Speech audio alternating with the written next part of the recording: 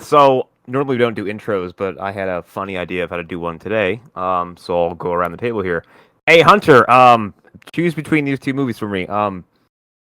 X-Men, Dark Phoenix, or Black Adam.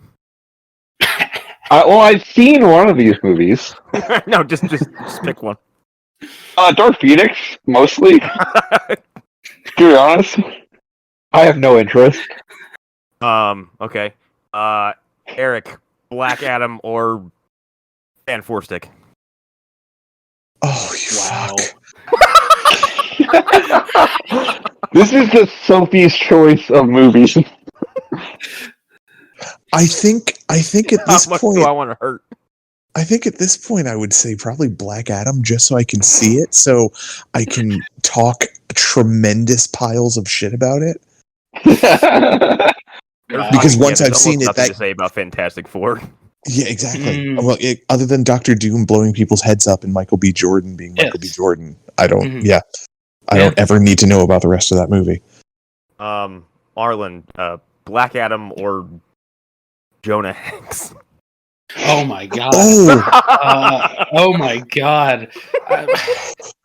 Oh, here's the thing: I haven't seen Jonah Hex, and I know John Malkovich is in it. So fuck it, I'll roll the dice. Give me John Malkovich. Give me John Malkovich. It's Fassbender's in there somewhere too.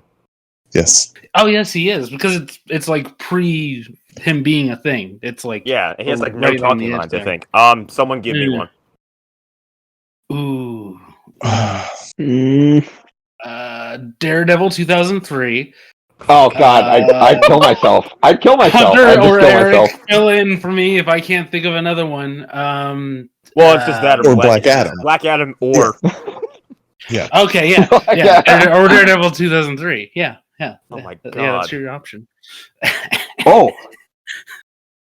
How about Black Adam and Elektra? Like a hyena.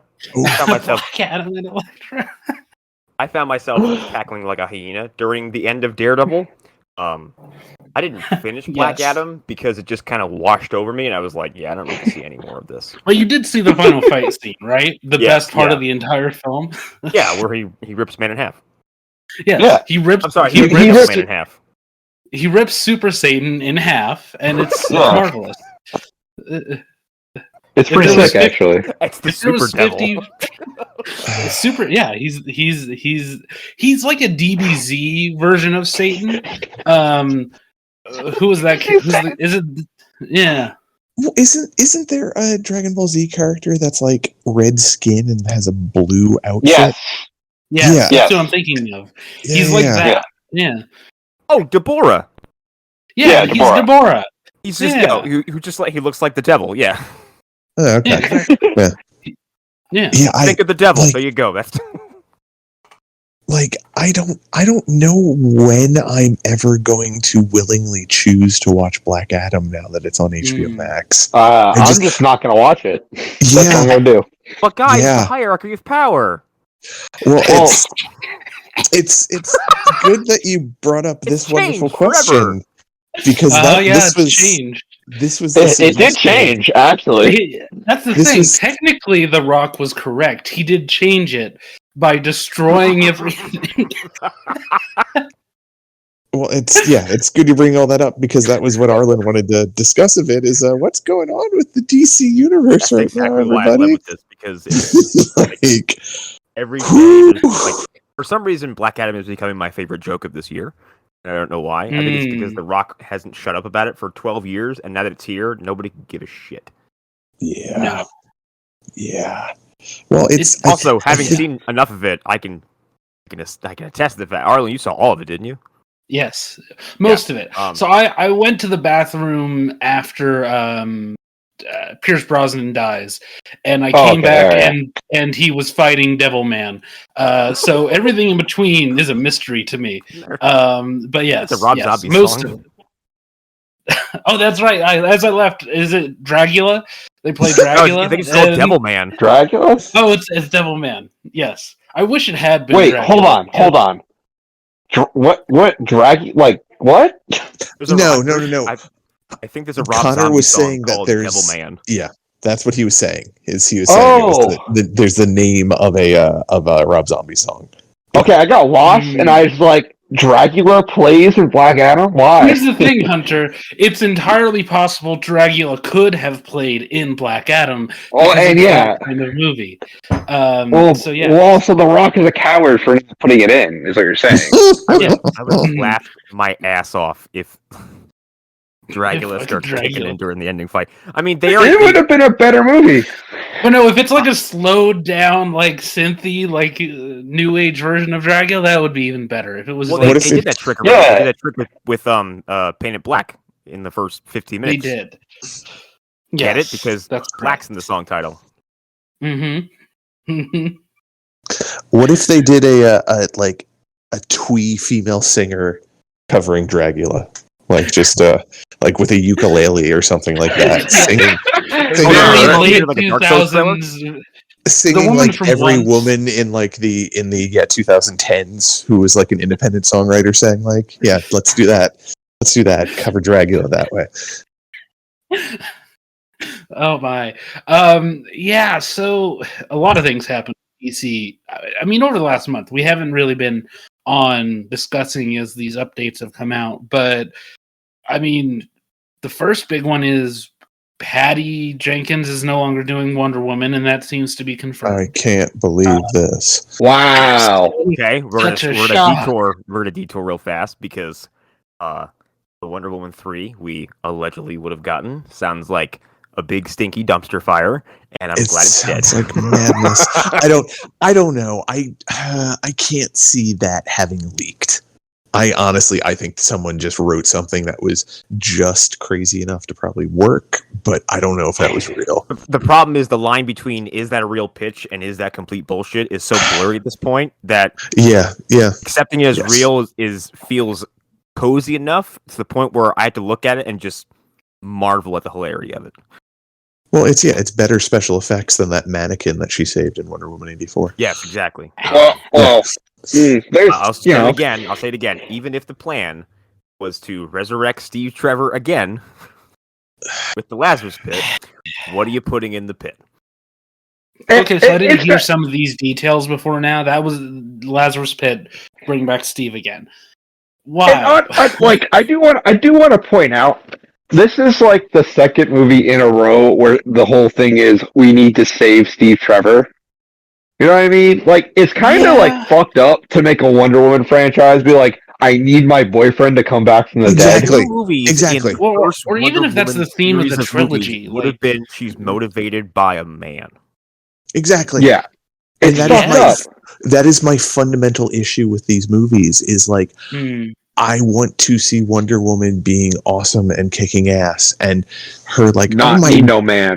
My boyfriend is it's so fucked up. Boyfriend I knew for a couple of days 100 years ago. And I keep harping on it, but she sexually assaulted that man. It's fucked up. Yes, she did. I mean, it would. Yeah, it's bothersome. I mean, it is. to look at the other side of the road real quick. Like, Peggy was a part of the other Cat movies, but they didn't like make it a point to like de-age her in the second one and have her show up in like a fucking robot or with superpowers. Like they didn't. They weren't like she has to be a main character in Winter Soldier. They were like, we're acknowledging that she's still there, that she's still important to Cat, but they didn't try to like force her into the plots of the other movies. They utilized her, I would argue, very well, but imagine if Civil War, like midway through, like a clone of Peggy came down and she had, I don't know, she was like hulked up or something. And she goes, Hail Hydra. Yes. Jesus Christ. You know what? I would have loved that. They should have done that. I mean, just for the humor of it. Because, especially at that point, Marvel fumbling that hard would have been hilarious if they fumbled during Civil War to that degree. Yeah, absolutely. But no, they didn't. They did something arguably much smarter. So Patty Jenkins being gone, I'm not that depressed about it. I guess she's still working on a Star Wars, TBD. We'll see. Yeah. Yeah, I think Disney is making entirely too much money off Star Wars being a series of shows than movies. Yeah, they film in one room on a big screen. And but I don't want to go down this trip of talking about Star Wars because I don't want to either. DC. But my only little note on that is they are apparently planning 3 movies for a new trilogy. We can just stop. That is something that they are actively doing. So anyway, on the DC track So on the DC track, it was immediately after, somewhere in there, Patty made it official that she had announced this was after James made a Twitter thread where he was like, not everybody's going to be happy, basically. And he's done this a few times. He's done this 3 or 4 times since, where he's like, I'm sorry, guys. I'm not going to be able to make everybody overjoyed by what my choices are going to be and what's coming next. And that led into Henry. Or am I forgetting one? Is there another thing that I'm forgetting? I know there was more Momoa stuff. More Momoa rumors. No, I think Henry is the biggest thing. Well, don't forget about the stuff coming out about The Rock. Yes. Oh God. Putting out the fudged numbers. Which part? Because The Rock's been so self-involved and just has become such a bloviating hype man for his own shit. That he will not shut up about this fucking movie, even while it's falling on its face. Well, that's when he wasn't he involved or suspected of releasing numbers that made it look like the film did much better than it did. Apparently so. Yes. Yeah, that's the main thing I'm talking about. That's the thing that I'm kind of really that's kind of stepping over a line there. Isn't that dude? Isn't that almost fraud? That seems like it's fraud. Well, also, you're The Rock. You've been the dude who has the Midas blockbuster touch for a decade and a half now. Yeah. The first time your movie stumbles, now you got to start making shit up. Well, and just he's been, picking fights with people on Twitter. Well, not picking fights, but just being hey, you don't understand what's going on. It's just yeah, I think they do a bit more than you do. I think I understand quite a bit what's going on, honestly. Yeah, it's nothing worked. Sorry, man. Yeah, but yeah, so yeah, there was that. But yeah, the Henry Cavill one is the one that I'm kind of shocked by. Well, and that also ties into something with The Rock for me, because what did The Rock do as soon as he was allowed to do so within the time frame of Black Adam's release? He was permitted to swing from the nuts of saying, look, I got Henry Cavill back. Look how fucking cool I am. Blah, blah, blah. And now he's gone. Yeah. Black Adam's still in theaters, and Henry Cavill's already fucking out. Yep. That's... I mean, don't get me wrong. I trust that James knows what he's doing.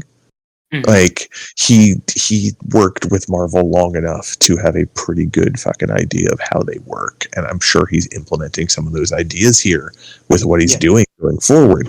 But man, I hope he's not trying to catch up to Marvel. No, I don't think he is.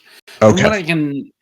From what I can tell, I feel like the most recent stuff says that they are starting from scratch, and which is something that I think we've all expressed that we're fine with that if they have to do that, if that's their tact. And I think it's a smart thing for them to do, to start from scratch. And the things that really, really worked, keep some of those around, but starting over just makes the most sense to me, at least. And I think that, even while working for Marvel, James has never been afraid to say, yeah, there are things about what's going on with superhero stuff and comic book adaptations that just doesn't work, that he thinks isn't sustainable. And he's been more than willing to share his thoughts on that stuff. So I think he is making smart choices, just based off of what we know so far about what is sustainable and what will retain our interests going forward. While, like you said, Eric, while taking what he learned from the Feige machine with him. But in this weird, unsettled period, it's going to be really strange to hear some of these announcements before we know the full context. Yeah. But the Cavill stuff opened up this entire other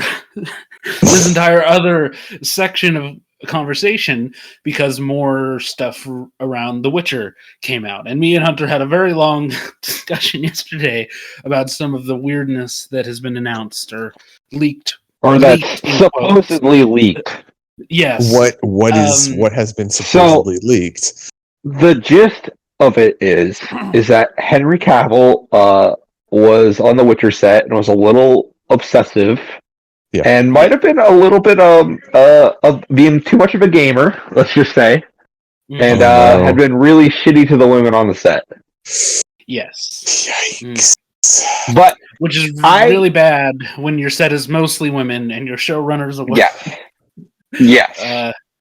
It kind of now starts to line up why he was with Gina Carano for so long. Sure, but I just want to say I don't know if I entirely believe all of that. I do buy that he may have been a little too obsessive. He might have been. I do buy that. I don't know. I look at that and I'm like, he's a little bit older, and it doesn't seem like he's the type of MRI guy that would because those guys can't keep their shit quiet. They can't. Yeah. It's just not a thing. No, you're not incorrect. Yeah, I don't know. I mean, Yeah. I'd originally heard the rumor or whatever, the rumor that was going around that he was not happy with how the direction of the show was going because it was veering wildly away from the books. Mm-hmm. So I had heard that months ago with the writer talking about how the writers don't hate or don't like the concept of The Witcher and all that stuff. But I didn't hear anything about the supposed shittiness to women. Yeah, that part I'm like, I don't know if he could have been, but it's also those guys are not good at hiding that, so I don't know. He might have in the moment been his intentions could have been pure, but he could have been being a dick to somebody. Yeah.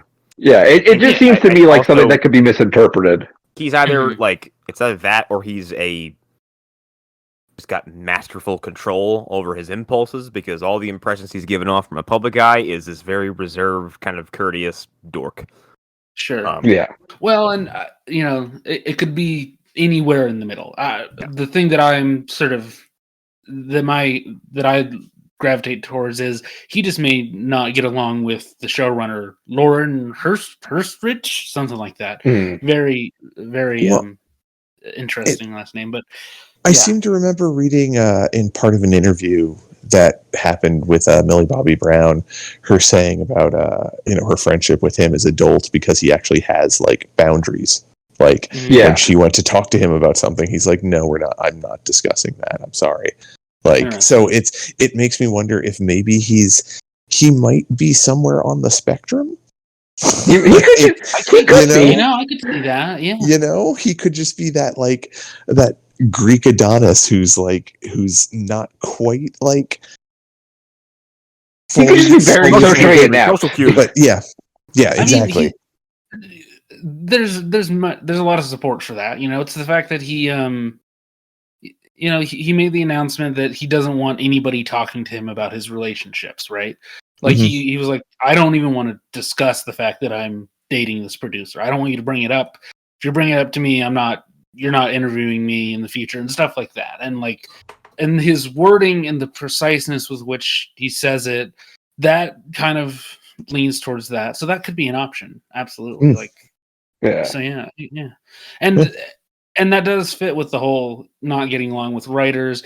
And it also, supports the fact that he has recently signed up for a Warhammer series, which he will be the executive producer of. And as we know about Warhammer nerds, it's the red glowing eyes, he's peaked in power meme. Yes. He has the One Ring Warhammer. That is somehow that was God actually opening a window for him when the door was locked. I don't understand. Yeah, exactly. Here, land in this pile of strawberries. You want a Warhammer? You're executive producer, and you're in it. High five, bro. Yeah. Which in the chat, somebody did bring up a good point. What are they gonna do? How are they going to tell this story? I would really love, I think I said, I was like, I really want a perspective of the people who are not Space Marines or orcs or anything. I just want someone to be like, this is all fucked up and weird. Well, you guys know Space Marines are supposed to be like, what, 7.5, 8 feet tall? Yeah, Like, they're huge. Yeah, they are like giants. Like, they are like demigods running around who are just out to kill. They're God of War characters. Big, freaking armed crusaders. Yeah, so that's why that would be interesting. Sorry, that would be interesting to see from like the layman's perspective. Just like, oh, Jesus Christ, this force of nature is coming through. I mean, not to turn us towards something that I know everybody here did not care for, just on a philosophical perspective, didn't get into. That's kind of what the Halo show was, just a little bit. Yeah. In places, it was a lot about like regular people being like, "Fucking Spartans are awful." They're the worst. Yeah, it's fucked up. They exist. Yeah. So, yeah. I never had any interest in the show. I couldn't bring myself to watch it. I look at video game adaptations now. I'm like, okay, why are you making this? Yeah, like some stuff makes sense to me. Like, but guys, like God of War, it's just like stuff like God of War. I'm like, yeah. I just never got around. I just never got back to it. That's the only thing. Like I was kind of with it. I was with it. I thought the show was well written. I understand the people who are like, this isn't Halo. But I don't care. Yeah, I don't give a shit about Halo. It's important for that Chief can still get a boner. Exactly. Yeah. Mm-hmm. Well, he reached false because he lost his virginity, guys. So. Exactly. Because he boned down on an alien. Yeah. But yeah, with Cavill going to do that, that's perfect. I'm sure he'll be fine. Although James Gunn had said recently, like, he'd discussed with Henry that like there are definitely future projects that they'd like to work on with him, which brings me back to how is this going to go with James? Do you think he's going to go super serious for a bit, or is he going to keep the level of humor that he's had in all of his movies? I think there will be a healthy balance. Yeah. Because it's like, I don't think he's going to make Guardians GLA. I don't think that's just going to happen. Right. I don't think that's possible. Especially if he's not directing everything, I don't see that happening. Mm-hmm. Okay. I think he's shown the ability to match the tone of the project that he's working on. Mm-hmm. If you look back at Dawn of the Dead, apparently a lot of the comedy stuff actually wasn't him. I don't remember exactly where I heard that, but like some of that was on the set. It was him and Zach coming up with stuff, but like his script was apparently much more serious, much more dire, and other stuff he's produced. I mean, I didn't actually see Brightburn, but that movie, from all accounts, is not full of levity. No, that's great. It's wonderful. I think it's a good horror movie. Well, it's a good horror film for me because like they don't shy away from saying like, "Hey, what would happen if Superman was an adolescent and he just flew into you?" Yeah, that's the part that I'm like, I don't need it. I was also at the time the movie came out, I was like, I don't need this in my life. I don't need dark Superman at this moment. It was a bit overdone, especially then.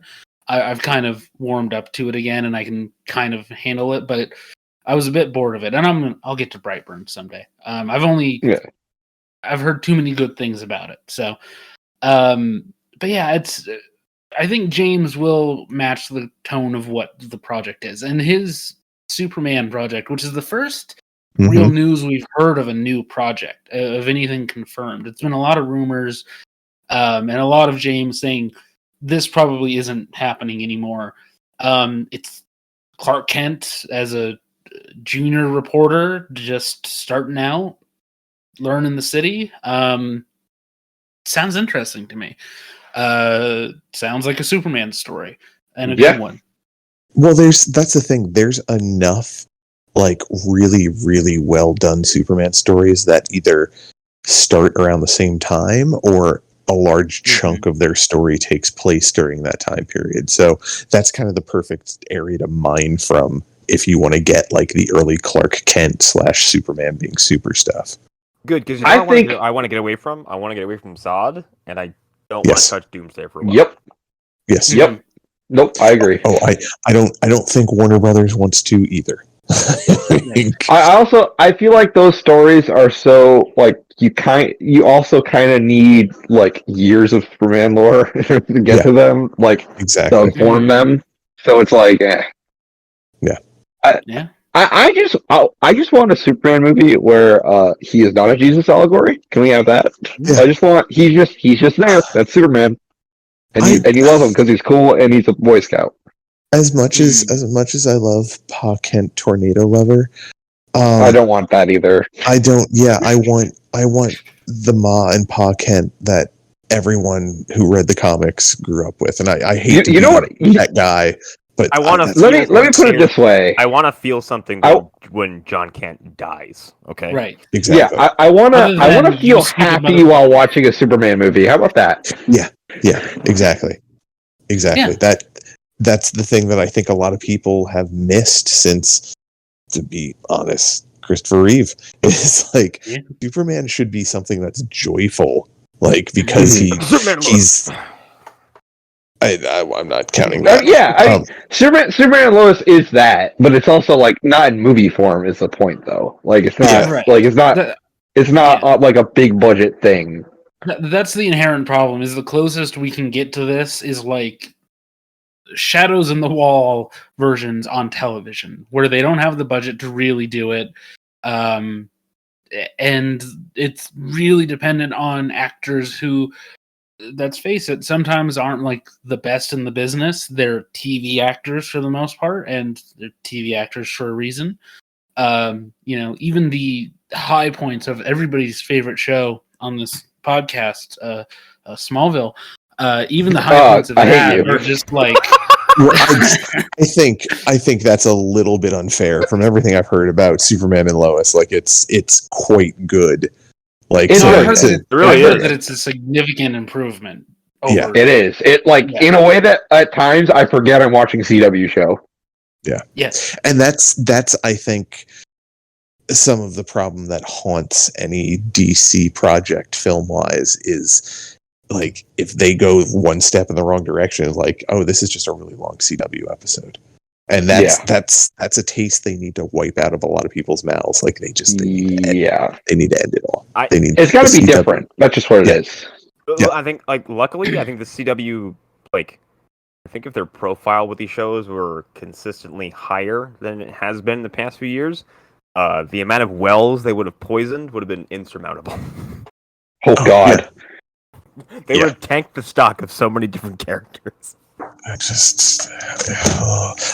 still kind of shocked that they've been allowed to go on as long as they have. They had a pretty surprisingly good run at the start. It was like we started out pretty positive watching that show. Like we weren't. There was times where I was like, I enjoy this, and then it very quickly became. Now I've said it on multiple places, but I really think that there are two shows in the last decade and a half that almost go blow to blow in terms of steep declines in quality, and that is Game of Thrones and The Flash. Oh my God. Oh God. One is a bit more intense and kind of like a log flume drop, and that's Game of Thrones. And the other one is like having your toenails just slowly peeled off. It just takes 10 years. It's water torture, the show. That's what it is. It's just drowning you. Jesus Christ. I'm so glad I didn't watch all of that show. That was bad. Just so I don't have to have my heart broken. I mean, I don't know. Godspeed, they can't hurt me anymore. Oh God! Oh no, I don't mean the Flash. I could care less about that show. That could have died in a homeless man's asshole. No, it's Game of Thrones. But I don't know. Was there anything else we wanted to talk about DC and current slate of things? I mean, what's going to happen to the Flash? I don't know at this point, honestly. But I kind of hope they cancel it. I'm gonna be honest. I think they're very funny. I mean, the thing that I said the other day, and I was joking, but I'm kind of serious, is Ezra Miller more dangerous without a job or with a job? And I don't know the answer to that. I don't time on his hands. Just tell him he is the Flash, and then he just leaves people. Give a little costume. He's gonna team up with Shia and Jared Leto. Oh no! And they're gonna form a Voltron. They problem formed will be naming it. They get him together. They sent the same little retreat that Jared Leto went off to for a while and came back and was like, "What's a COVID?" Retreat. You're calling his cult compound a retreat. No, that's not a retreat. That was him trying to contact old ones. Yes. Yes. Yeah. It's Morbin time. Oh God, please no. That happened this year, guys. That happened this year. I would love if Ezra Miller joined the Sony Spider-Man verse. I really want that. I mean, I think that'd be hysterical. You could conceivably kill that entire brand. Is there a Spider-Man specific speedster? Because he should. Yes, Rocket Racer. He could be Rocket Racer. He should be Rocket Racer. Absolutely. Perfect. Yeah, the Queen of Sandwiches will hire him. Like, any press is good press. Here, I'll supply you with some kids you can abduct. Mm-hmm. Oh God. Yeah. Oh my. Nobody'll miss him. So yeah, the thing I wanted to bring up, or well, there are two different things.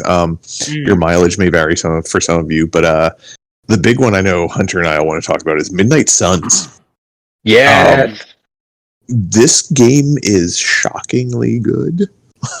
I don't know if I'd say shockingly. I'd say it is an XCOM-ass XCOM game, but also not in a lot of ways.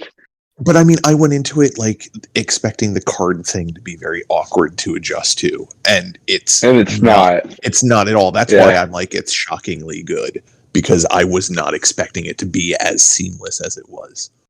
It's also, I think the card thing is just kind of the aesthetic of it. I think I'd say it's more like like a visual way to like, here, use this attack. Yeah, give you different abilities and whatnot. Yeah, I can see that. It just, I don't know. It's still, it being presented like that makes your mind kind of like do a double take a lot of times. Yeah. And the easiest way go ahead.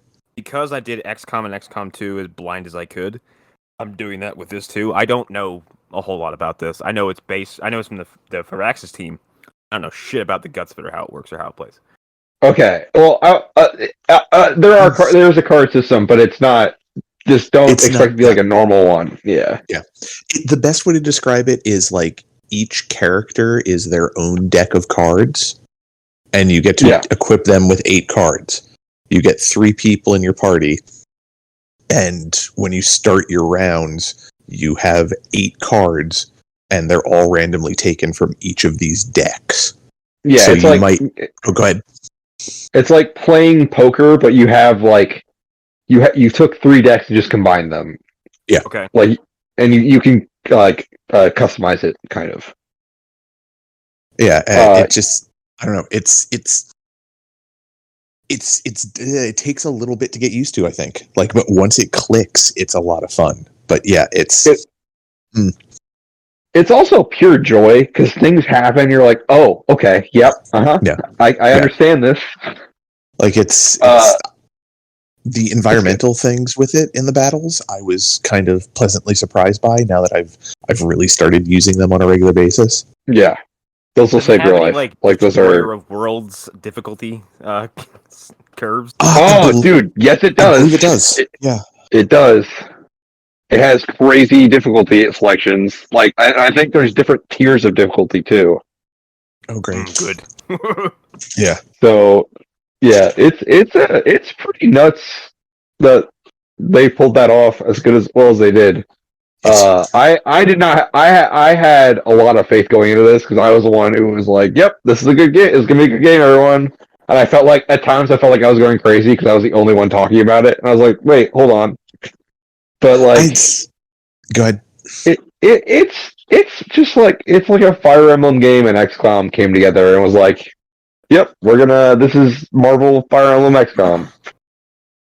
Yeah, no, I think that's a really succinct way to describe it from everything I know. Yeah. Yeah, Connor, it's a good time, man. Once you get to it, I'm telling you, going to you'll dig it. Especially because like I keep hearing mixed things about Avengers, and as loyal as I am to that game, I'm like, look, if it becomes unplayable, I'm not sticking around. Like, yeah, there's no point. No point. Which feels like a looming threat. That I guess, from what I understand, from what like the data miners and people involved have said, because communication has been so fucking poor between the team and like consumers, just months at a time with nothing. I guess if they remove portions of the live service aspect of the game, there's this thought that the whole thing, online or offline, will just be unplayable. Yep. Yeah.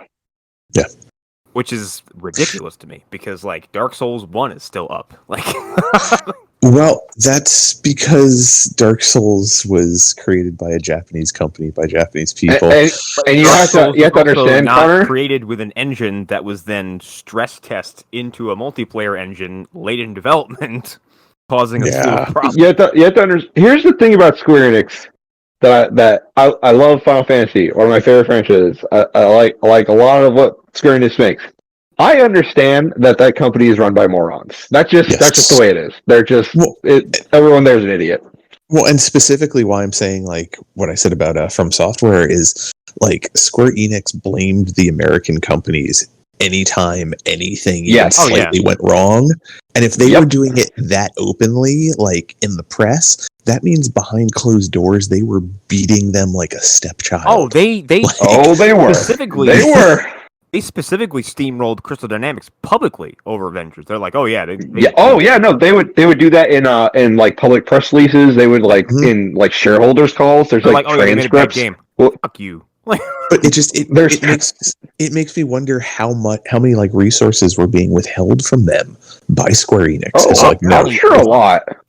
That report came out like that detailed like a whole bunch of excruciating stuff about the development. Like they would ask for more team members and just be told no. Yeah.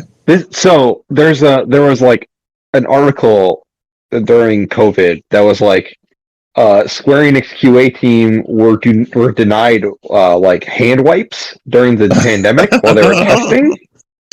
It's crazy. It's fucked up. That company is insane.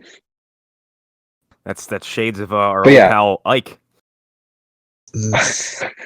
Well, they get Ike like Subway.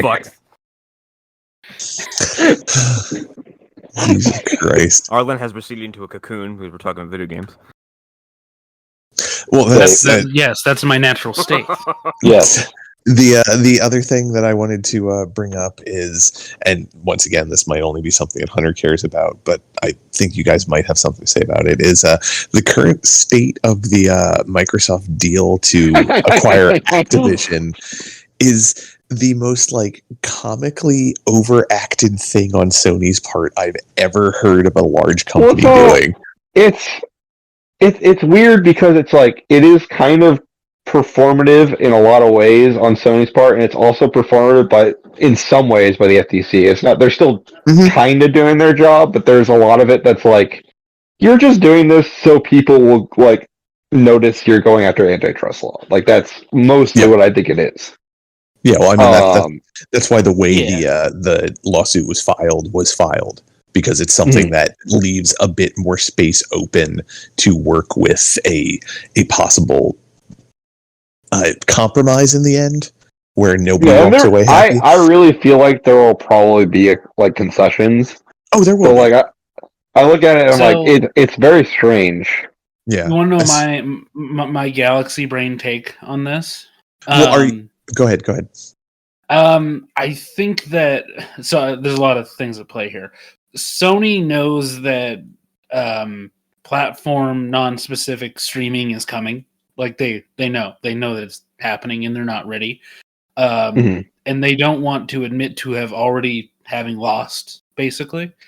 So they're trying to push it back as far as they can. That's my conspiracy. No, that's completely the theory that I brought up to Frank and Hunter in a Discord chat. Yeah. Yep.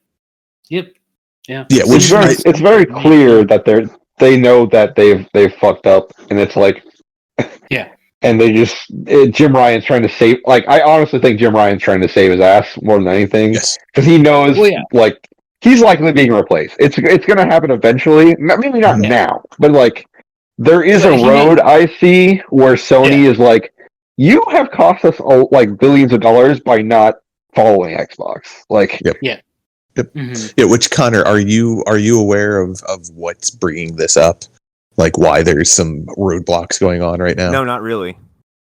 The thing that Sony is crying wolf about is if Microsoft acquires Activision, them having Call of Duty will be such a significant hit to Sony's financials that they might not be able to keep up anymore. This is the company who is constantly like, this is like every time they release an exclusive, it's one of the fastest selling exclusives of all time. Like, that's just they make money hand over fist, and they're like, we can't compete. I'm like, how is anyone falling for this? Yeah, they're saying that them having access to exclusives on this level will be detrimental to all of gaming, even though they have acquired many studios themselves and make exclusive games. There's that, and my knee-jerk reaction is, okay, let's assume that has an ounce of validity to it. Maybe there should have been some kind of incentive to improve your first-party titles, and get some exclusives on your side that came from you that you can rely on. But instead, you're all just gobbling up studios left and right. Well, the thing is, like, one of the things is they're doing the same thing that they're accusing Microsoft of. Like, it's just like, it's all hypocritical. It is. It's also Sony has been a little bit quieter about the studios they're acquiring. They're not going for the glitz and glamour of these like 69 nice dude $1 billion deals to acquire Activision and this, that, and the other thing. There's also another side to this that I think people have forgotten for some reason, and it's the labor side, where Bobby Kotick is essentially like he's under the fucking razor, like in the Edgar Allan Poe story. And either way, I think he's getting fired. It's just like razor. Yeah, he's like he's attached to the pendulum. The pendulum is swinging above him, like, and it's either way. This deal goes through, he's fired. It's pendulum made from melted down Mountain Dew bottles and gamer editions of gamer goo. It's been dipped in poison.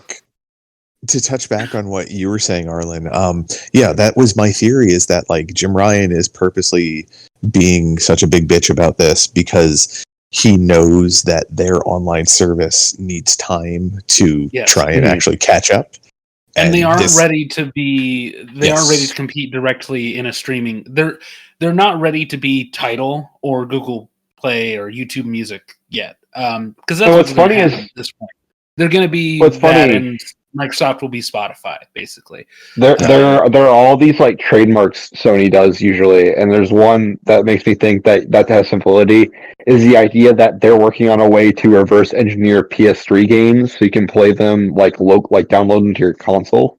To reverse the weird DRM thing that has them for being It's just like there is precedent that like they are working on this thing and they need more time, and they're worried that if Call of Duty goes on Game Pass, it's gonna it's another knock against them. And here's the thing: people who really want to play these games, they'll get both. They'll get the Sony streaming. I have both.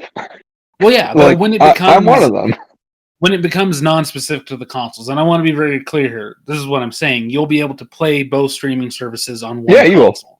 Like, you will, absolutely. It's inevitable. Like, you're going to be able to buy a PlayStation to say, I want the hardware of the PlayStation, and I want to play Xbox games on my PlayStation. Well, they'll just have Game Pass available everywhere, and I think that's ultimately what Microsoft wants to do, is be like, all right, we're out of the console business, but we're going to still put out the same quality of games because we're making so much more money just being everywhere. Yep. Like, and it just makes more sense. Mm-hmm. Like, and they realized I was just this gonna years say, ago. Yeah, it was just it's the most forward-looking way to approach this. Yep. Yeah. But yeah, I don't know. It's crazy to me how much Sony is trying to act like their multi-billion-dollar corporation is losing so much money that PlayStation can't stay afloat because it's Call of Duty. Which is hilarious because if you look at like the standings of like sales, they make the most in the gaming industry, like by far. Yeah. Well, and also, go ahead. I was going to say, people think about Sony as the underdog. Sony is a huge company. Dude, they're ginormous insurance in Japan. Yeah. Like, they are huge, so they're not in trouble by any means whatsoever. They never will be. I mean, unless the TV section starts to fail, then they're really fucked. But the biggest threat that Sony has is Chinese companies spreading throughout Asia. That's like their like them and Samsung. Like that's the biggest threat to both of them is a Chinese company coming along and just completely undercutting them, which could happen in the next 10 years. But they don't need to worry about the American market at all. They need to worry about China like pumping products that are the same level of quality but far cheaper into the Japanese and Korean market. So two last things I wanted to bring up about the Sony being little bitches about all this is one, in the FTC's brief about this antitrust lawsuit and all that, there's no mention of Nintendo, which is funny if they're going to be talking about the systems that'll be affected, because Nintendo is just kind of like, yeah, whatever, we don't care. Like, we'll get the game regardless, so whatever, you know. Nobody's coming to did you see play Call of Duty? So. Did you see the follow up to this where Microsoft's response to like Sony that has been recently? No, what was it? So Phil Spencer goes on Twitter, like I think on Thursday or Wednesday, and publicly announces they signed a deal to bring Call of Duty to Nintendo Switch, and Steam. Oh wow! Okay, so Sony's done. Yeah, like yeah, and like people, and it's funny because like I'm in like in Freshly's chat, the guy I do crossover tech with. We were talking about this, and everyone's caught up on the idea of like, yeah, but it'll be bad on Nintendo Switch. I'm like, I don't think that's the point. Yeah. The point is you can play it on Nintendo Switch. Well, and they say they went to Sony and offered them like, hey, you know, we can promise you as long as Sony is a system, we will have it on Sony systems. Which is, shouldn't that be enough? Like, It worries me because listening to one of the more recent Grub Snacks, Jeff Grubb was saying like, oh, this doesn't look good for this deal. And I hate it because I want this to put the fucking silver bullet into Bobby Kodak's heart. Good luck. Well, either way, I think he's getting fired.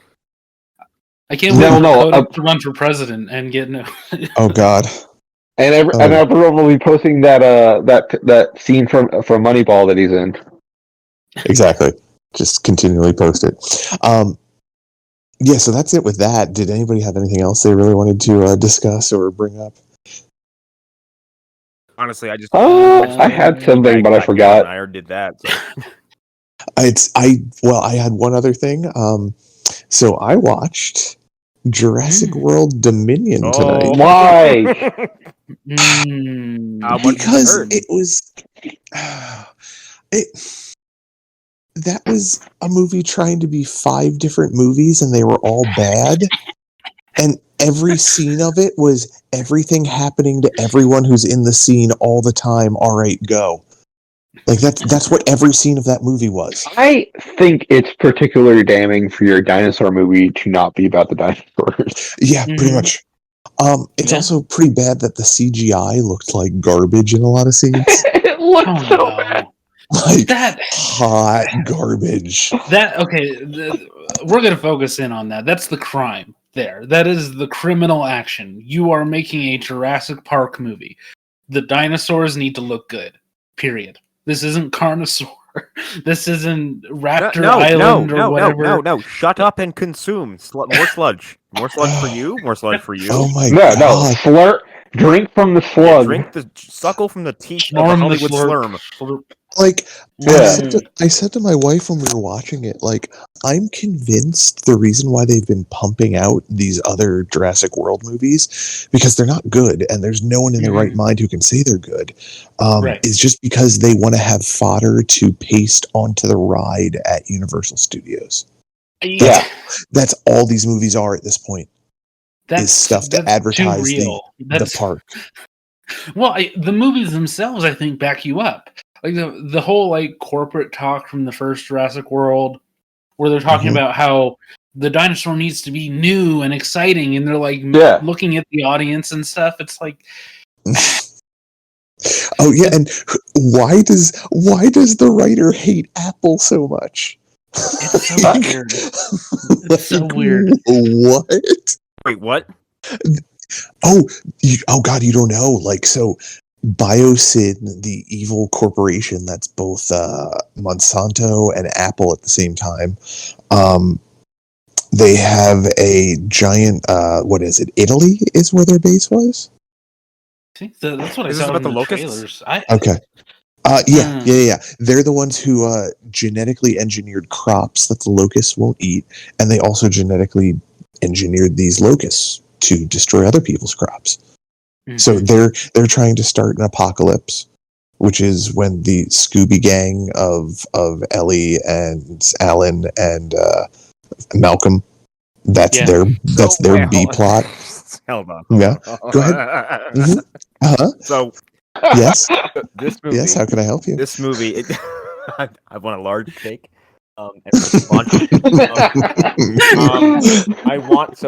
This movie was predicated, hyped, and sold on the idea of, oh no, dinosaurs are free and they're among us in our ecosystems, in our backyards, in drive-in movie theaters. They're walking around, and how are we going to deal with that? That's like 15 minutes of the movie. Big old bug. Yeah, that's like 15 minutes of the movie. The story is right there. It's right. It's the thing that people want to see is people interacting with dinosaurs. It's literally right there, and it turns into an A story of Chris and what's her fucking face? Ron Howard's daughter. God damn it, Bryce Dallas. And I'm not sure who that actress was. The best Howard of all of them. It's them trying to find their daughter, their not real daughter, but yes, their clone daughter. The daughter that they adopted, who was part dinosaur in the last movie. Am I getting that right? I didn't see the second one, so I don't know. Okay, I don't know. Okay. Yeah, so I'm guessing part dinosaur based on.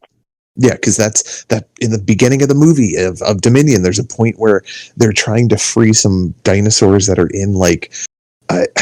They look like veal pens. I don't know, something like that, and the dinosaur daughter touches one of them and is like, oh, it's not doing well. We need to get out of here. Like, she has some sort of weird psychic bond or the ability to read their health bar, but they never touch on it ever again in the entire movie.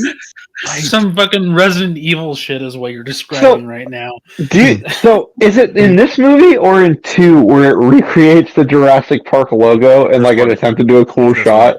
Oh, it's this one. It's this one. Yeah. It's this one. Yes, there is. Yeah. Stupid. Oh, it feels like they were like, remember Jurassic Park? You're watching that right now. Oh, there's a point where Jeff Goldblum is waving a stick with a burning locust on the end of it, like he did the flare in the first Jurassic Park film. Oh my god! Can I? Yeah, at the gigantic thing. Yeah. The Force Awakens is the worst thing to happen to Hollywood ever. Yeah, no, I'll be honest. Yeah, the worst thing to happen to Hollywood I'm with you. Blockbusters. Like, because now they don't have. They're like, we don't have to try. We can just regurgitate this and shovel it back to you, and you will gladly take it and swallow it whole over and over and over. That's the thing. All of these like attempts at fan service are miserable. Yeah. They're so bad. Like, there's a point. Well, getting back, God. so much. Getting back to the earlier thing where whoever the writer was hates Apple, like the base that they have in Italy looks exactly like the new Apple headquarters in California. Like also, the giant the loop. returning character who's been replaced by the different actor, Dodson. Isn't he just like he just dresses like Steve Jobs? He dresses like Tim Cook. Okay, like, that's what it is. Yeah. The guy who's in charge of this evil corporation. I was like, why did so really, he hates CEO Tim Apple? Cook, which yes, honestly, I don't care for Tim Cook that much, so I understand. I don't care. I don't care. But yeah,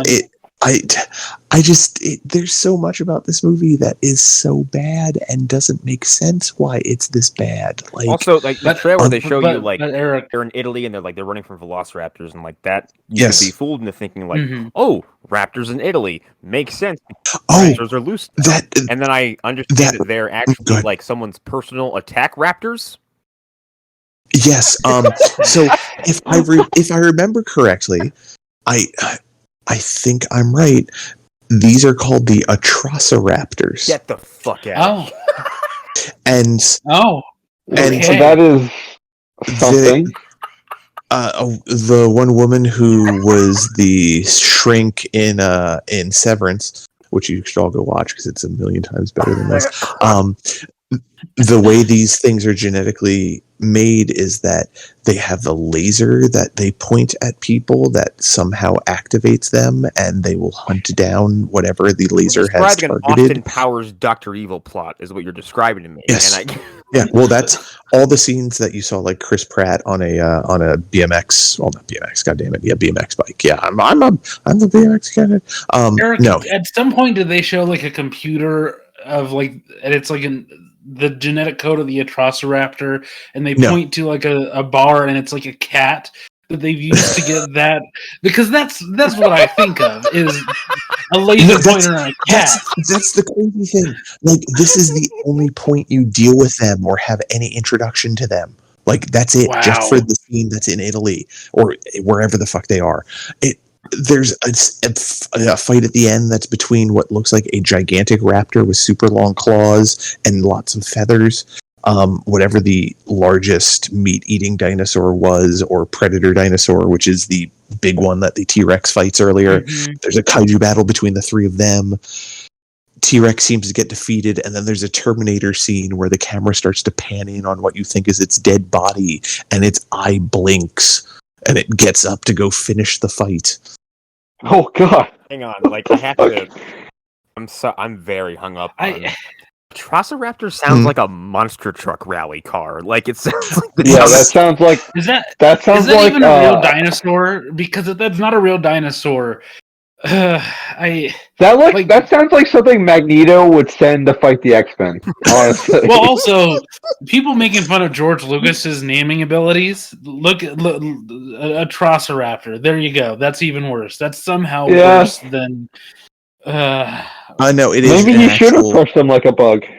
It is an actual subspecies of the genus, blah, blah, blah, blah, blah. So it was an actual dinosaur. Because honestly, I didn't know that until I just looked it up. I thought that was just the name they gave to it to sound cheeky. Because that's the other subplot. Nerd, okay? Yeah, well, that's the thing. So there's this A plot with Pratt and those people, and then the B plot is the original Jurassic Park crew saving the clone daughter and getting locust samples and basically destroying this company. And it's all bad. It's all bad. It's just terrible the whole way through. And do they not resolve any of the dinosaurs were running loose thing? No, they kind of still live in the world near the end of the movie. That's a big problem. It's just like whatever. Yeah. Yeah. Sounds like a problem maybe you should have resolved in the previous 2 hours. And that's the thing. I watched the 2 hour and 26-minute version, not the 2 hour and 40-minute version. Oh, so those 20 minutes they dealt with the dinosaurs probably is what you're telling me. Probably. Yeah, it's. Wow, we were so busy with locust business, we forgot dinosaurs been running around. Well, and that's the other thing. There's a point where the Tim Cook alike is going to erase everything. So he sets up the destruction of these locusts that they have at the base, because that makes sense. And it starts burning them all, and they start catching on fire, and then they start flying around and turn into this giant flying locust ocean that's on fire in the sky, because that's how bugs work. They can burn and not die. I wanted you to say they'd all turn into one giant locust. No, unfortunately, no. That would have been cool. If they had like Voltron into a giant locust, that'd be great. No, that would be great. Yeah, yeah. I would. Here's what I wish. I wish the little girl went full. What's the game with the rats? Plague's Tale. Parasite Eve. Paradise Plague Tale. Yeah, I know where you're going. Yeah, no, not Parasite. A Plague's Tale with the locusts, and force the locusts to merge into a giant locust swarm. And fuck! I just remembered too. There's a point where Chris Pratt promises Blue that he'll get its baby back. Like he's legit talking to the dinosaur, saying like, "I promise I'll get your child back." So I've seen the clip of him promising to get the dinosaur, the child, the baby dinosaur. Back, yes, and I'm like, how? Who wrote this? Who said yes to this? Can we find them and kill them? Can we hunt them down? Can we put them on trial for something? The very last bit of fan service I saw in the movie is right before the Tim Cook character dies. He's running away from whatever the spitting dinosaurs are. And as he stumbles to get back into the Hyperloop pod he was in, he drops some stuff, and one of the things you see him drop is a can of shaving cream that looks exactly like the one from Jurassic Park. What's that? I actually like that a lot. Because that character essentially gets Nedry killed. Well, it's just watching this. It's just like, oh, so it's more just bad fan service. Yeah. I mean, like, did he have shaving cream on his person all the time? He's like, just in case. Like, I don't know. It doesn't make sense, being that he's trying to escape the office he works at. Why would you grab your shaving cream, you jerk off? Yeah, I don't understand how these movies have turned into this. Like, I personally enjoyed the first Jurassic World a little bit. Like, I had fun with it, but I had no interest in the second one, and this third one just proves that I should have never bothered watching it. I mean, like, I mentioned Star Wars, but I wasn't really, I'm half joking, but like, look at fucking Rise of Skywalker. That's the whole thing is like, member Palpatine, member Star Destroyers, here's 100 of them. Isn't that awesome? No, it's lame. That's kind of what this is in some points. But it's also just, it's a movie that doesn't know what it wants to be, so it tries to be everything all the time to everyone. It's bad. It's just real bad. But Michael Crichton would love it. No, Christ. Yeah. I'm gonna start looking for my favorite dead creators.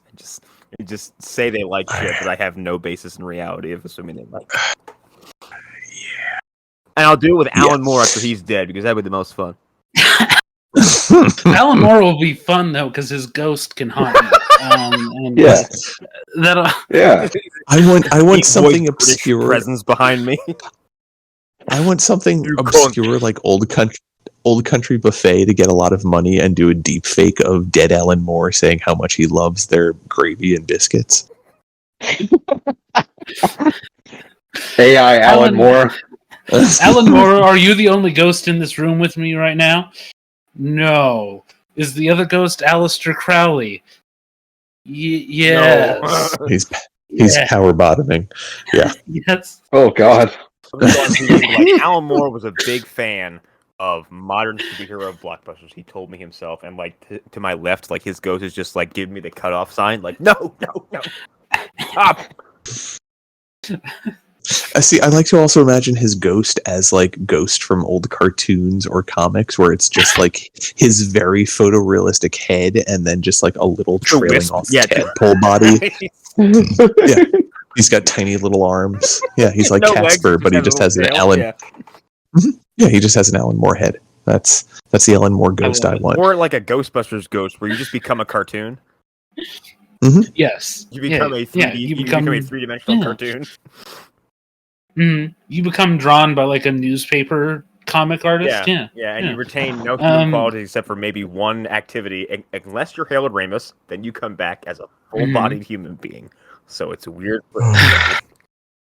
Another example of how this nostalgia repackaging is just it's gone as far as it should go. I want to detour there real quick too before we eventually head off. I don't know how much I've talked about Ghostbusters Afterlife on the show. I haven't talked about it too much. Oh God! I don't think we've discussed it at all. Any of us? I don't think so too. But I'd love to talk about it. I've never seen it. A couple months ago, and it's kind of okay for a bit, and then it gets incredibly uncomfortable and ghoulish. Yeah, I kind of fucking hate that movie. And it's funny that we started this episode talking about Black Adam ripping a man in half, because in a Ghostbusters movie, of all places, I saw a man get ripped in half lengthwise. Yeah, and it's been sitting in my head ever since I saw it. Yeah.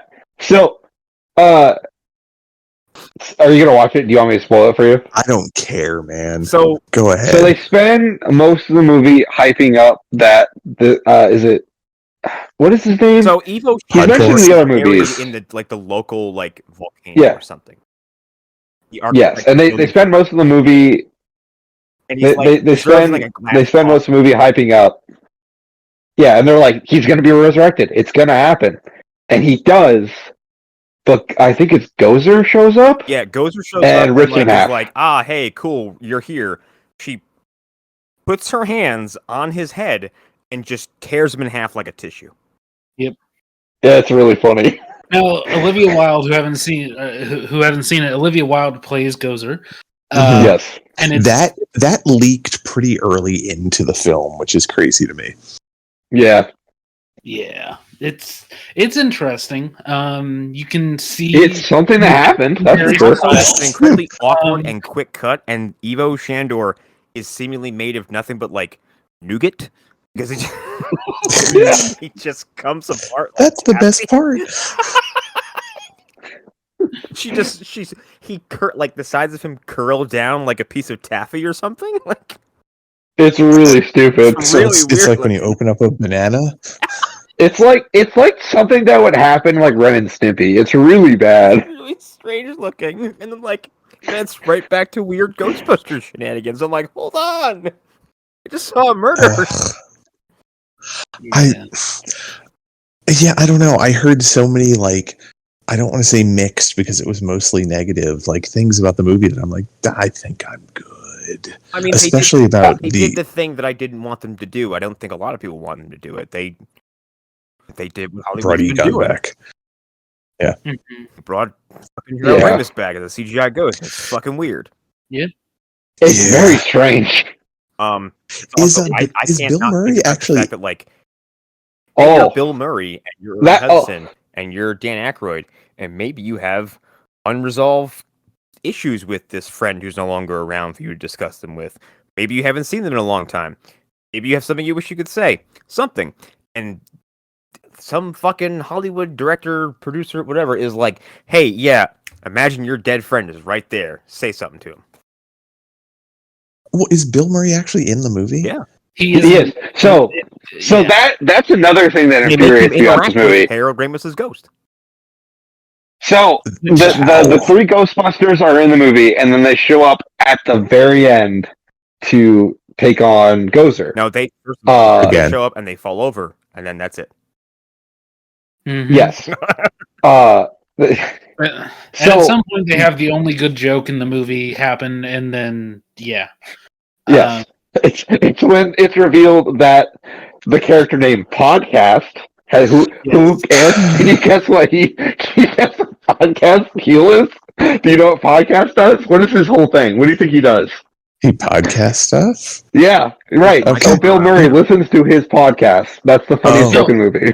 It's no, it's not Bill Murray. It's Dan Aykroyd. It's Dan Aykroyd, which is a good joke because in real life, Dan Aykroyd would absolutely.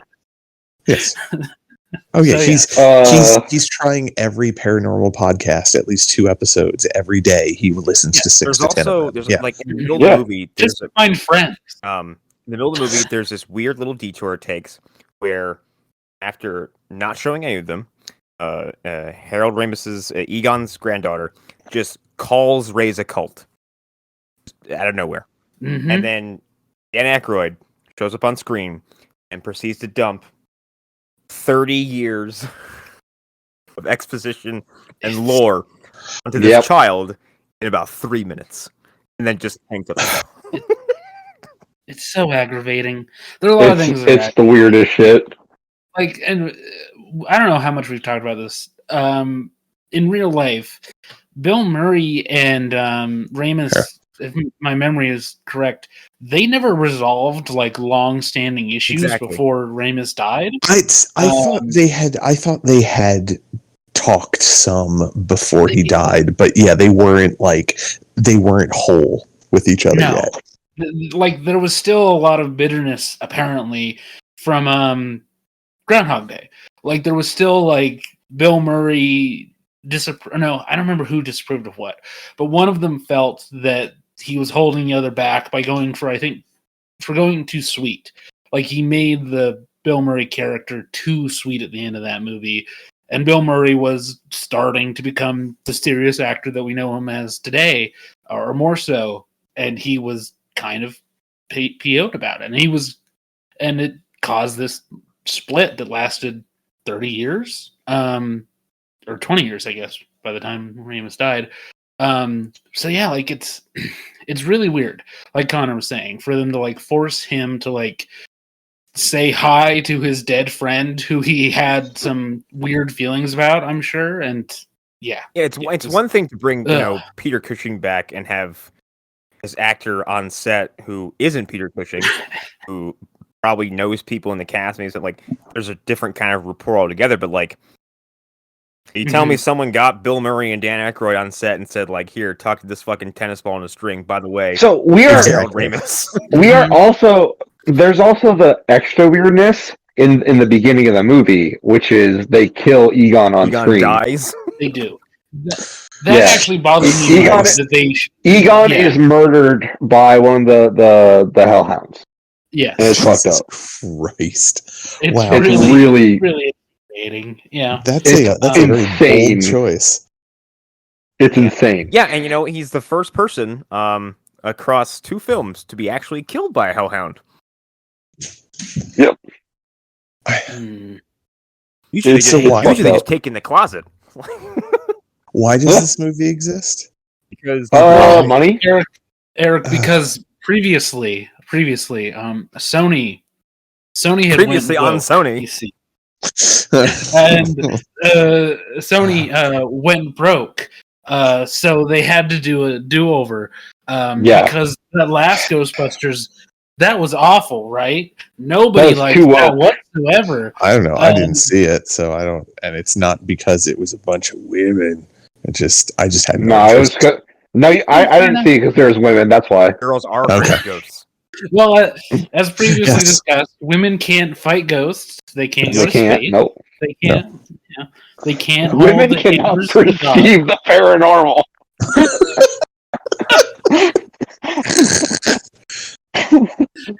I didn't catch any of that. I was laughing at something that happened in total silence. Women can't perceive the paranormal. Yeah, I don't know. It just still strikes me as very ghoulish to be like, let's bring Harold Ramis back. Even though I'm sure he wouldn't have agreed to this at all. Which means his family members were fine with them using that shit. It's just, like... Also, imagine in the 90s they pulled us...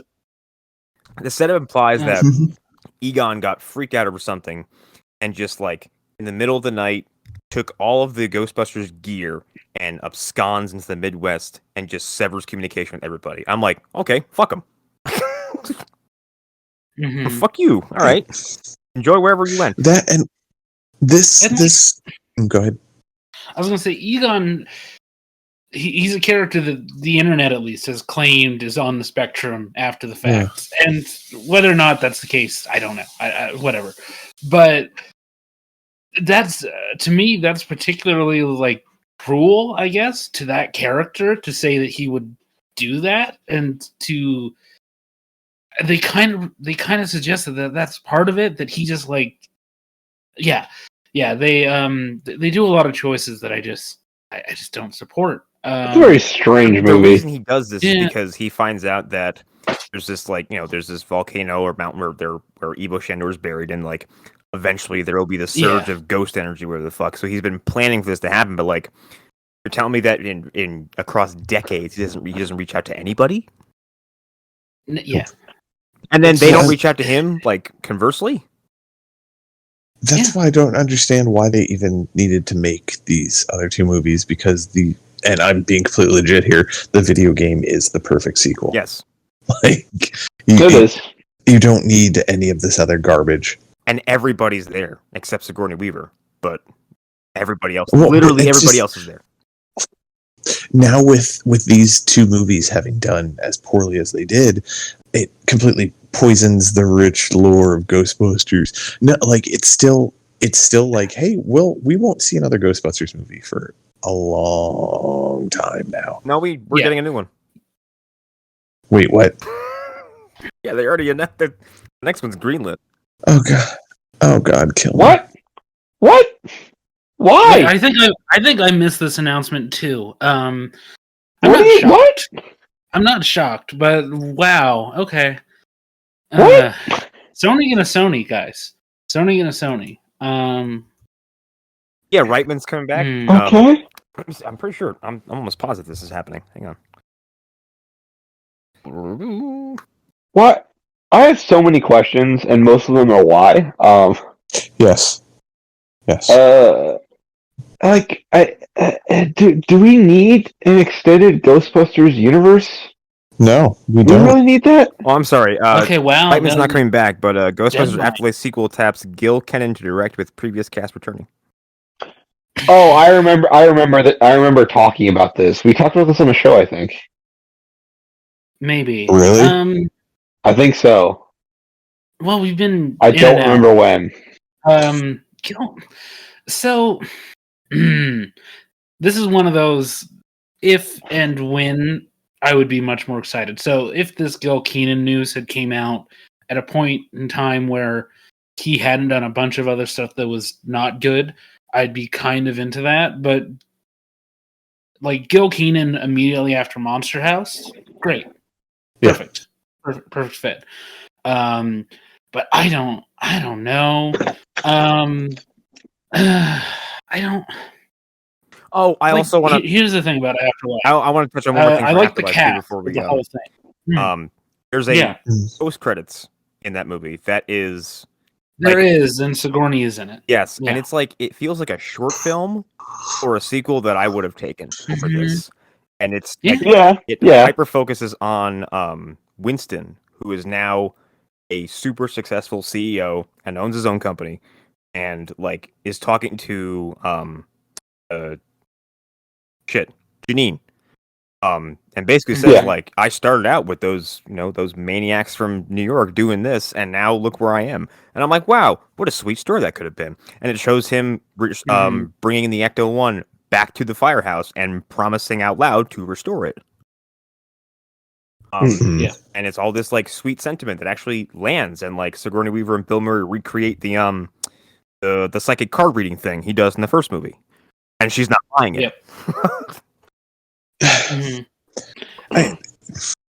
At what point though, like, do you say, all right, these guys were good in the first movie, let's end it, like we're done, we don't need them anymore? Because with that being the post-credits stinger, it sounds like they're trying to keep them in the movies and keep going and just keep feeding us the same shit. Yeah, I'm just at a point where I don't need any more. I just don't. We're about to hit Indiana Jones 5, and he is in his 80s. See that, but that I kind of am curious about at the very least. Like And this, it feels more cynical to make another Ghostbusters movie at this point. And Yeah. and on the I assume for similar reasons, if the point is to end Indiana Jones on a unapologetically no asterisk high note, that I also understand. If you don't want the last Indiana Jones movie to be the one that everybody's like, well, that's not as good as the other ones. If that's the point of the movie, which I assume that is part of it, and also Harrison's only got 5 years left, maybe, and I'm being very kind. Sounds like you know more info than the rest of us. Well, based off of how Harrison is acting, Harrison has exited grumpy old man phase, and he has entered crying on the stage of D23 and saying how happy he is to be here phase. So, well, he does, doesn't he love Indiana Jones though? Isn't that like his? He loves that more. He does, but that still feels like a real turnaround from. I guess I'll be here. I guess I'm part of this. In any other era, like Harrison Ford would rather be like at home building a desk than on stage at D23. Yes. And maybe you're misconstruing why he was crying. Maybe he was crying because he knows in this newest Indiana Jones film, that's it. Like, Indiana's done, and he's never going to have to do any shit like this ever again if he doesn't want to. Build as many desks I want until I'm dead. Exactly. Also, until Marvel calls. Well, yes. Well, Connor building desks while strapped to a hookah, and he is just actually Connor will know what I'm talking about. I like to imagine he's building those chairs for dogs that have issues eating unless they're sitting up. But no, but you say hookah machine, Arlen. I see a gas mask bomb. That's what I see. yes, that's even better. Because Harrison, for those that don't know the stories, there's a story of him using a pot to smoke weed in the back of a cab on the way to set. Yes. Oh yeah. But a pot and a lighter, just To my what I was trying to say about the chairs that you have to sit dogs in upright so they can eat. He's building those, except he puts Calista in them because that's the only way she can unhinge her jaw and eat a whole rotisserie chicken. All right, honey, dinner's ready. Just get in your chair, Calista. Get in your chair, Calista. I mean, I don't know. He could live to be 200. He did. Okay, somebody remember that. That has to be the name of the episode. Get in your chair, Calista. Get in your chair. No, I kind of wonder though if him being in a Marvel film, he'll actually be like, "Oh, this is fun again." Probably not. I think he's just there. He's there to say like 5 lines and then exit the movie. Yeah, really, straight up. That'll be it. Like, yeah. You know, maybe, I mean, well, no, he'll be Red Hulk. Clearly, he'll be Red Hulk. It's gonna happen. Maybe he does a really good William Hurt impersonation. Yeah, maybe. That's why they have him. He's been cast as Harrison Ford has William Hurt as Thaddeus Ross. Yes. Yes. Yeah, kind of like what's his face who did the voice of Red Skull in Infinity War or Endgame. Super Red Skull. Mm-hmm. Yes. What is his name? He has like a super Irish name, doesn't he? I think so. Sounds right. Yeah. Yeah, and he's really good in impersonations. But yeah, well, he's put a lot of Marvel characters. Apparently, a lot of like CG characters. He's like filled in. He was Ultron in What If? Ross Marquand. That's his name. Ross something. Well, Ross Marquand. Isn't he? Well, he's the Thanos' like dude. His like side dude in Guardians. Black Maw. Ebony Maw. No. The guy who's like courting, fighting them. The Palpatine guy. Yeah, he dies in Guardians. Is that not the right? I might. No, that's somebody else. I thought that was the dude who played Abe Sapien. Actually, that might be. You might be correct on that. Yeah, Ed. Whatever. I know it was a different guy in the different movies. In Guardians and Avengers, it's a different dude. Apparently, was it? Is it the one in Shape of Water that fucks that lady? Yes. Yes. Okay.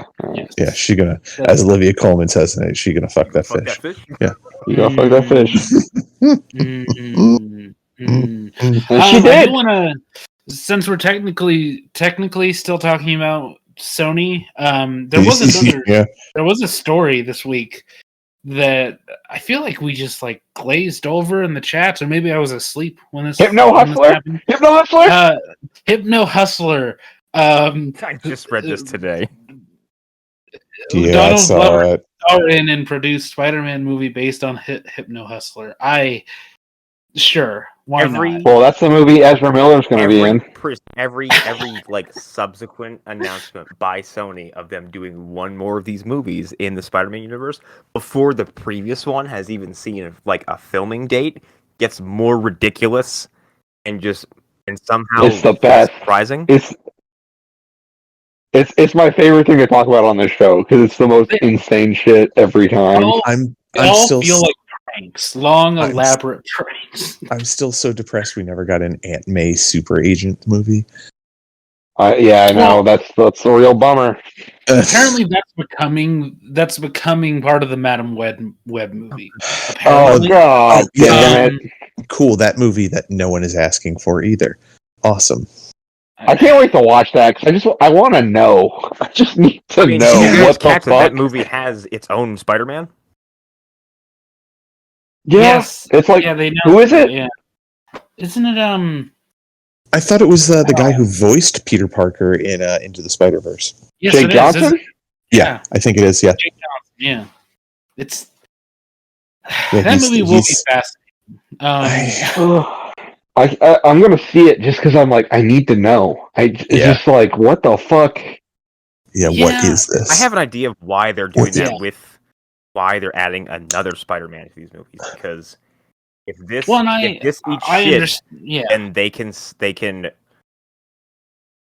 distance Toby and Andrew's return from No Way Home from all of this and just hang this loose Spider-Man on these disasters and just call it a day. Yep. They're having their cake and they're eating it in front of everybody.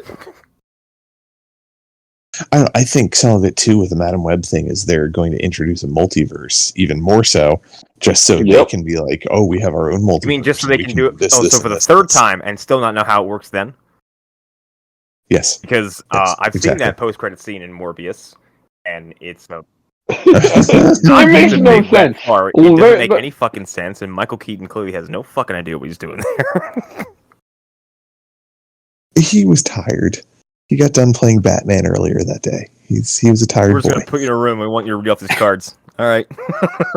He just got done telling Ezra not to commit any crimes before he comes back. Yeah, I believe the exact phrase was "Don't commit any atrocities, kid." It does that like wink and like Michael Keaton head bob like. So I do think the Madam Web thing is like, oh, let's try for a universe or even a multiverse.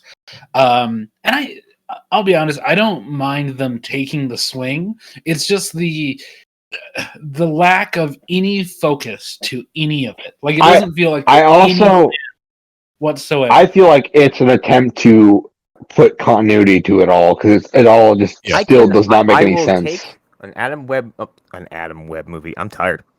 Adam Webb. That's the Rock's new movie. It's gonna be the Black Adam movie universe. Tell them the women in black sent you. I would take a Madam Web movie if it just stops there. But like, I know they're not trying to stop, and like we're getting Kraven the Hunter, and we're getting L. Well, what the fuck? So if I had to predict anything, we'll get a couple more of these, and one of them is going to do really bad. It won't be Venom 3. It'll be Madam Web. Hold on. Yeah. Wait. Venom 3, I'm going to predict, is going to make $1.5 billion. Well, Morbius. What? Here's the thing. I think you can go lower than Morbius. I think you can do worse than Morbius somehow. I don't know how. I honestly, in 1 year, I think Kraven the Hunter could be it. Honestly, because Kraven is not somebody I want to see a whole movie about. honestly I don't entirely know if people will recognize that as a Spider-Man movie. Everyone say Kraven the Hunter's. That could be a benefit. Everyone right now, off the top of your head, say the first thing comes to your head. What is Kraven the Hunter's most memorable story? Spider-Man alive, and he kills himself. Kraven's Last Hunt. Yeah. Yes. People are gonna walk into that movie with an idea that maybe it has something to do with that, and they're gonna leave going like, "All right, well, that was none of what I wanted." Yep. And they're probably never going to approach that story. So what the fuck is the point? There are interesting uses of Kraven, and there are interesting ways that I can imagine to use him. They're not going to do any of those. None of those. No. They're gonna try and position him as a villain, but not a villain that you hate completely, so they can try and keep using him.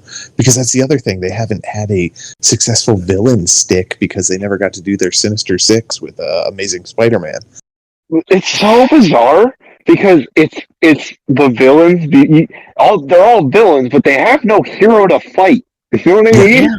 Yeah, exactly. Well, that's the only thing they have the implication of a hero. That's what they have. What will happen? Kraven the Hunter will at the end of his movie, he'll tear a Devil Man in half and then refuse to cameo in a Spider-Man movie.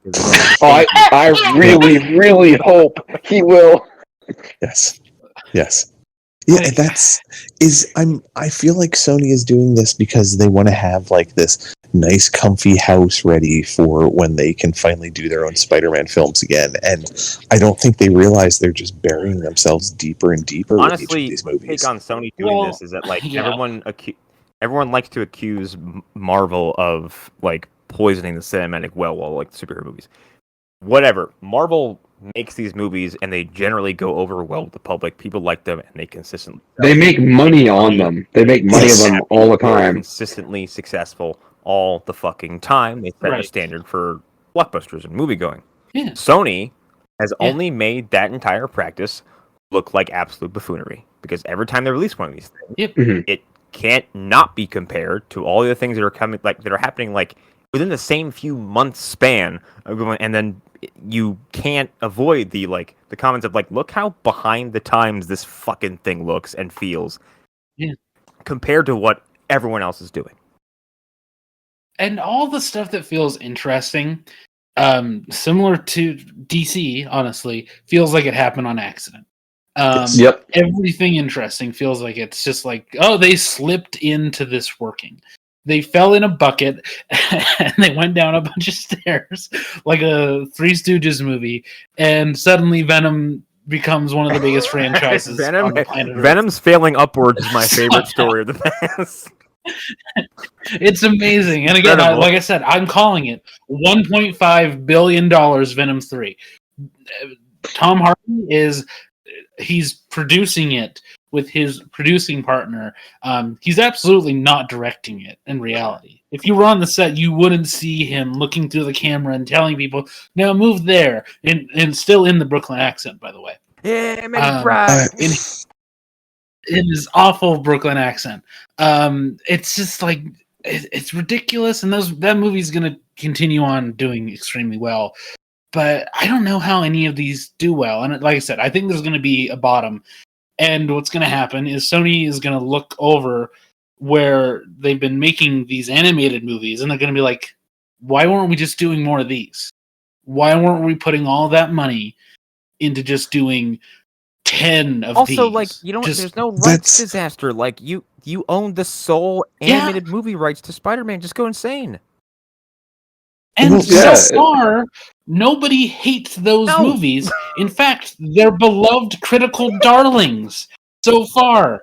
The thing is though, all right, so let's just separate the live action stuff from the animated real quickly. Right. Yeah. I think if the live action continues to lose as much money as I imagine they are, the overlords in Japan are going to be like, yeah, all right, you're done with that. Like that, you need to sell that because we'll make more money off of selling it than anything you guys can put out at this point. We're in such dire straits that we can afford to just axe an entire movie section of our company. Am I right, guys? Well, Exactly. They're in dire straits because they don't have Modern Warfare available on their Yeah, well, yeah. Anyway. If they had Call of Duty, it is a possibility.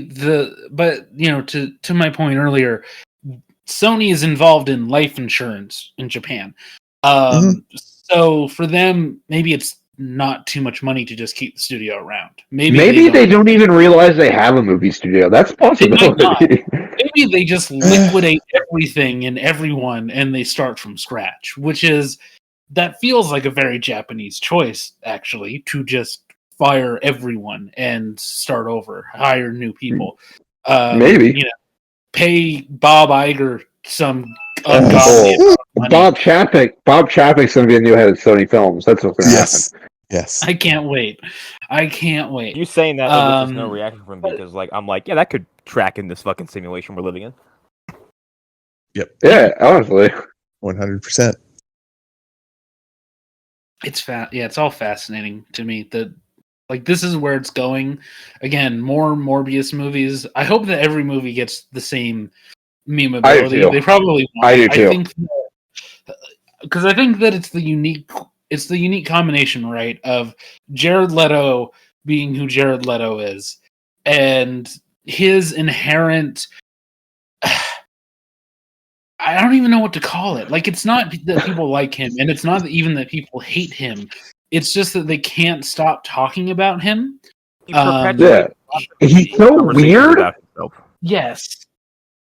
Yeah.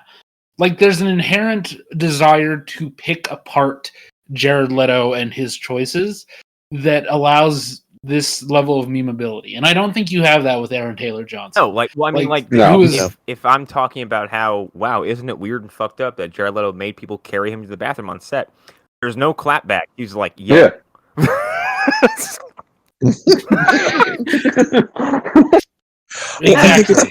think also Aaron Taylor Johnson has been in not a huge variety of things, but he's shown he actually has, breadth as an actor. And Jared Leto has just gone from he has potential to now being what he is. Here comes more Jared Leto. May I posit the theory?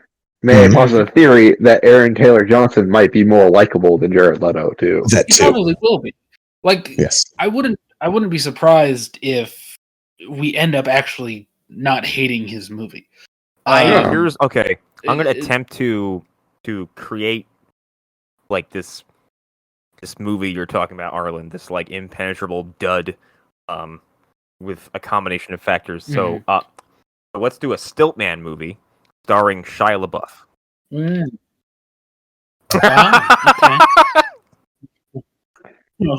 Okay. Can that bomb twice? Maybe. So here's my first question, though. In order to think about that, will he claim that he wrote the entire Stiltman movie when he didn't?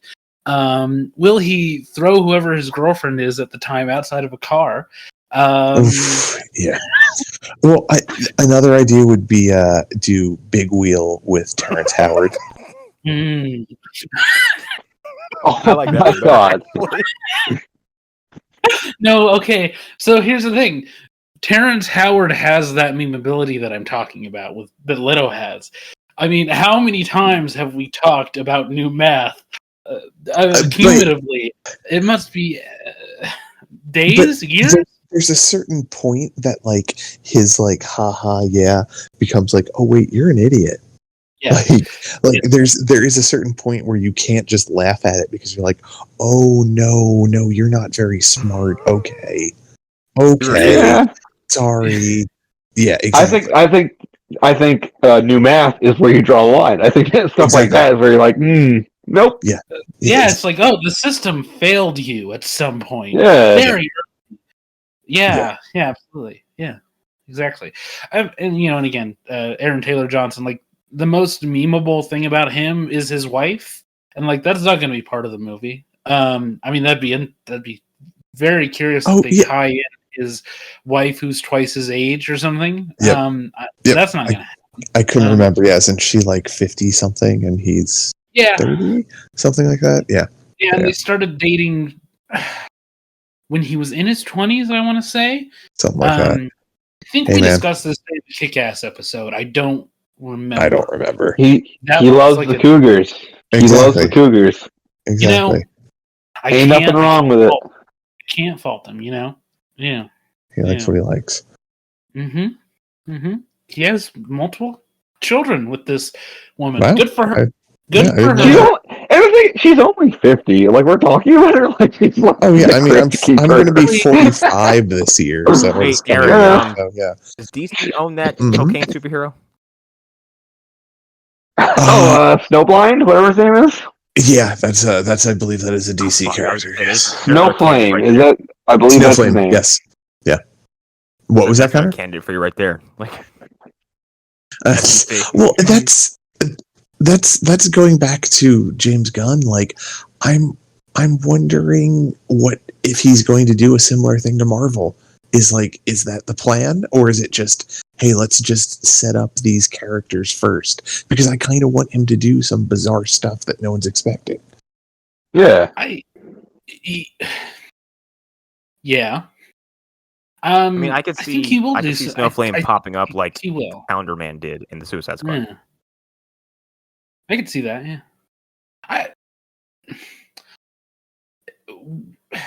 A lot of stuff's going to be answered in very shortly. Like, there's things that are going to be released before any of these or after these announcements, but like those announcements are going to be informed by things that do already exist. Like, yeah, I don't think Peacemaker season 2 exists yet, nor does the not confirmed Amanda Waller show, but pretty sure it's an Amanda Waller show. And let's be honest, we don't know if Warner Brothers will exist in like 4 years at this point. Well, we don't know when Mark Zuckerberg buys them. James Gunn is subsequently replaced by the next regime that comes in.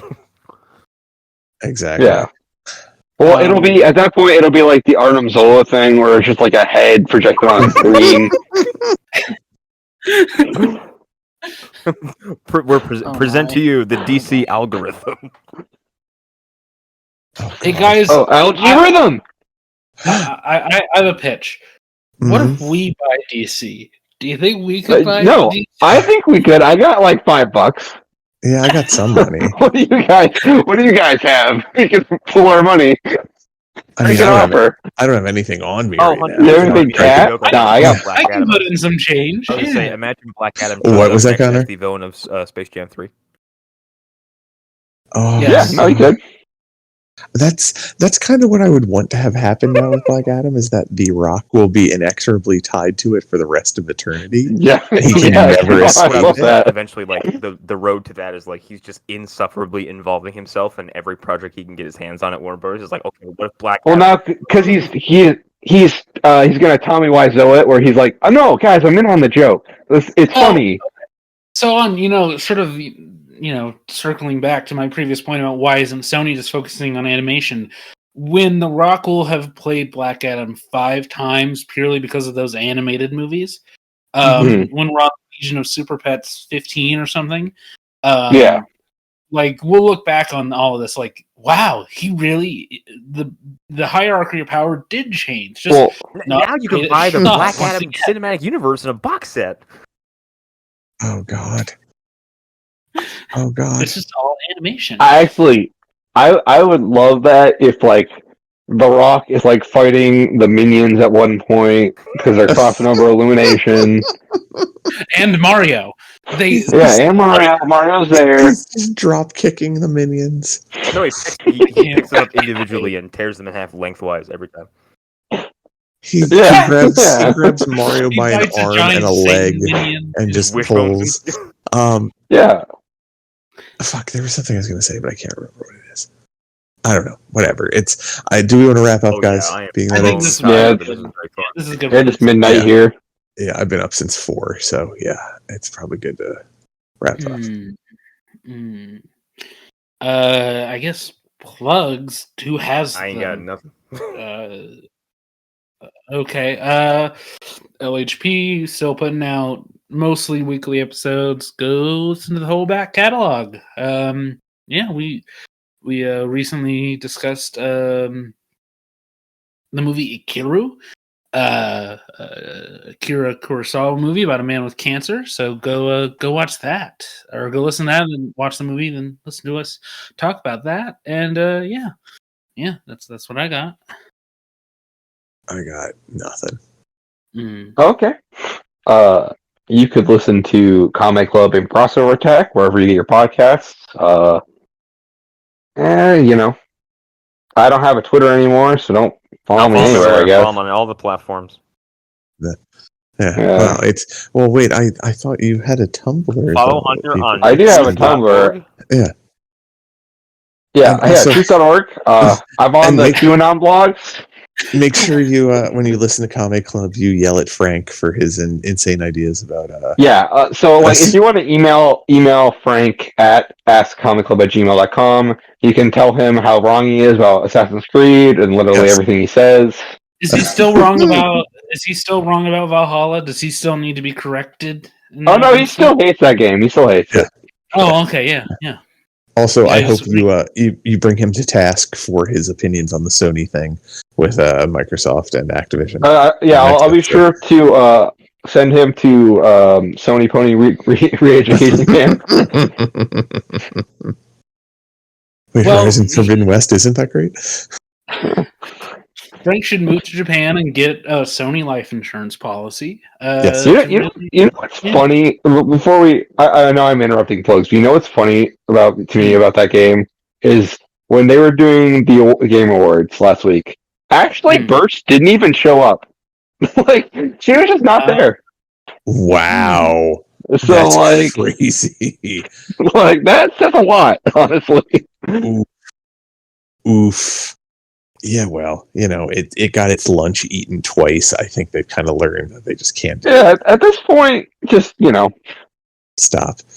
Wait for the VR experience. Yeah. Anyways, I guess that's it for everybody.